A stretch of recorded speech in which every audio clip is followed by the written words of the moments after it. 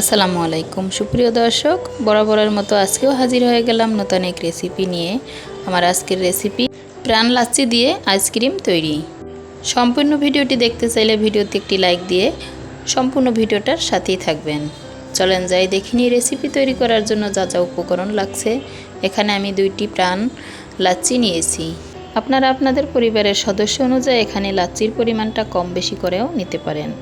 এখন সম্পূর্ণ লাচ্ছিটা একটি পাত্রে ঢেলে নিব। দিয়ে দিব এখানে স্বাদমতো চিনি। আইসক্রিম খেতে কিন্তু মিষ্টি হয়, তবে লাচ্ছিটা কিন্তু একটু টক, এজন্য আমি এখানে কিছুটা চিনি অ্যাড করে নিয়েছি। আপনারা আপনাদের পরিমাণ মতো নিয়ে নেবেন, যে যেভাবে মিষ্টি পছন্দ করেন। এবার চিনি অ্যাড করে নেওয়ার পরে কিন্তু দেখা যাবে লাচ্ছিটা একটু পাতলা হয়ে আসবে। ঘন করে নেওয়ার জন্য আমি এখানে হাফ কাপ পরিমাণ গুঁড়া দুধ অ্যাড করে দিব।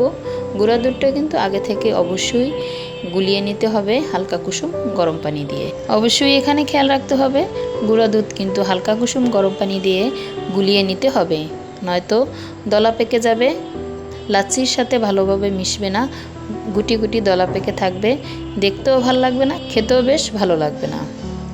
এবার চলেন যাই, এখানে আইসক্রিম তৈরি করার জন্য আমি নিয়েছি 1 টাইম গ্লাস ও চায়ের কাপ। 1 টাইম চায়ের গ্লাস এবার পরিপূর্ণ করে নিব লাচ্ছি দিয়ে। চায়ের কাপেও পরিপূর্ণ করে নিব লাচ্ছি দিয়ে। এরপর ডিপ ফ্রিজে রেখে দিব ঠিক 5 ঘন্টার জন্য।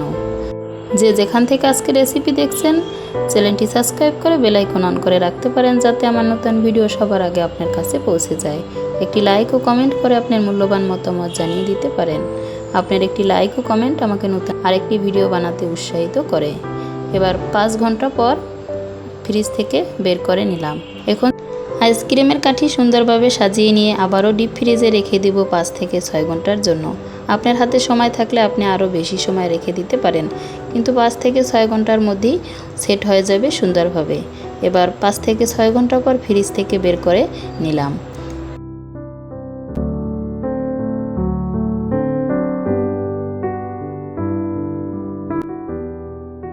এখন গ্লাস থেকে আইসক্রিমটা আলাদা করে আপনাদের দেখিয়ে দেব।